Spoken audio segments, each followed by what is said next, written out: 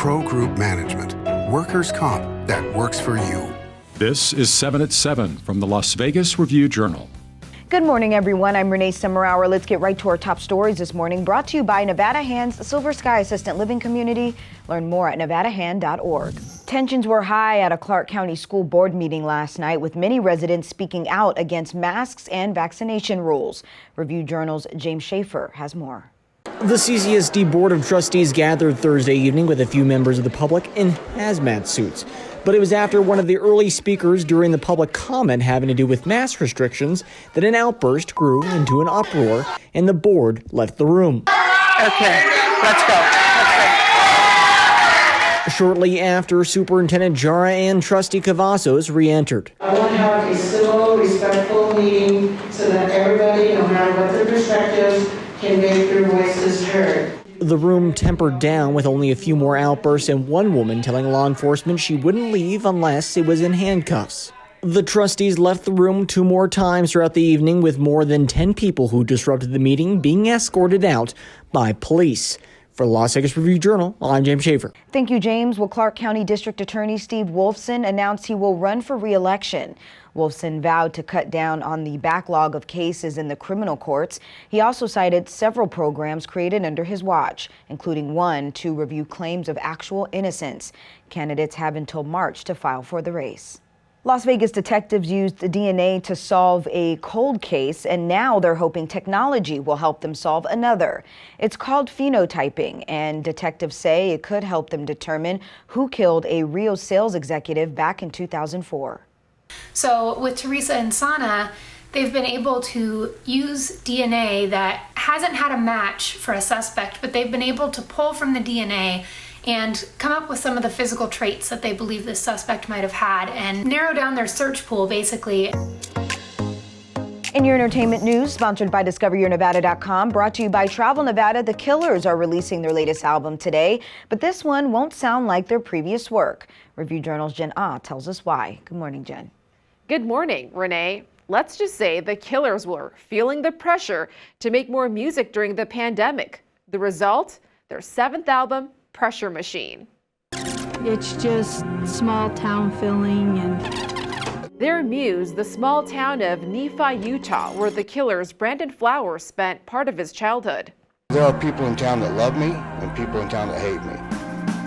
While Brandon Flowers mostly lived in Vegas throughout his life and still does, he told his bandmates the pandemic reminded him of being isolated in Nephi. A stripped down, a little more Americana-leaning record. They've delved with Americana in the past, but here it's much more pronounced. Fiddle and mandolin and cello, just kind of adding a different vibe, a different feel to what is a very different record for them. And if you include their 6th album, Imploding the Mirage, they now have 2 albums they have yet to play live for their fans. Renee? Now it's time to take a look at your local weather forecast, sponsored by 1 Hour Air. No matter the season, no matter the reason, 1 Hour Air is here for you. Spotty rain and thunder hit the valley last night and into your Friday morning. Slight rain chances will remain today after 3 p.m. Today's highs will be around 103. Tonight, 20% chance of rain, lows in the mid-80s. For your weekend, sunny and hot conditions are forecasted for your Saturday and Sunday, highs topping 109, but rain and thunderstorms come back to start your work week. Sports, sponsored by Station Casinos, STN Sports. Download the app and get a bonus up to $500 when you sign up. After Thursday's announcement that AEG would require a proof of vaccination to attend indoor events, the Review-Journal polled area pro and college teams and found none are ready to make those same requirements. A UNLV spokesperson said the officials haven't come to a decision yet, but it would most likely be in line with state, county, and campus guidelines. The Las Vegas Aces said there would be no vaccine requirements, but masks are mandatory. The Las Vegas Lights FC don't expect to change safety protocols outside of local health district guidelines. The Aviators, Golden Knights, and Raiders did not respond to requests for comment.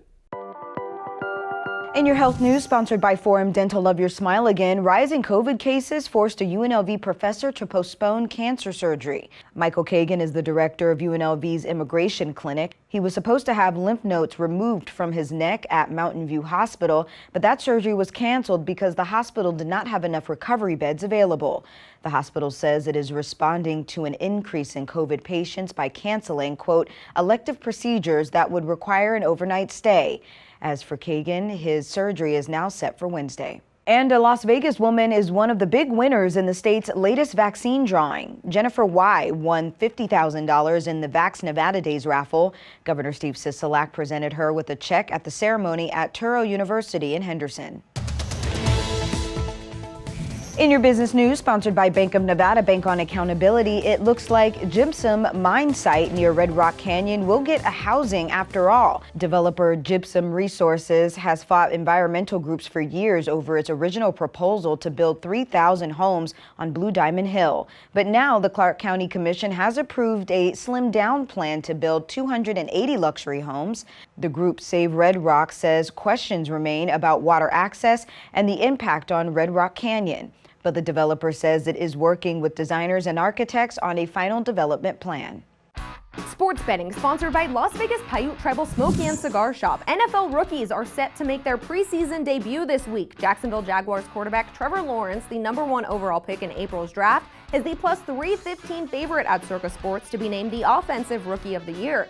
New York Jets quarterback Zach Wilson is next at +725, followed by Pittsburgh Steelers running back Najee Harris at 8-1. In your lifestyle news, sponsored by Oakmont of Las Vegas Assisted Living and Memory Care, the best care for the best life. One luxury home feature that's getting more popular during the pandemic is an outdoor kitchen. Terrence Thornton, a Las Vegas designer, says most new luxury homes have small outdoor kitchens that are attached to the home and feature a barbecue and a refrigerator. And a Las Vegas broker says people moving here from California are putting outdoor kitchens and entertainment spaces on their must-see list. Thank you for watching 7 at 7 a.m. I'm Renee Summerhour. If you have an Amazon Fire TV, search Review Journal to download our channel. Watch Las Vegas breaking news streaming live on your OTT device. We'll see you back here later today for 7 at 7 p.m. From all of us here at the Las Vegas Review Journal, happy Friday. Review Journal Studio, sponsored by Adam Kuttner. Get the maximum settlement as quickly as possible. This 7 at 7 update, sponsored by Pro Group Management. You're watching 7 at 7 from the Las Vegas Review Journal.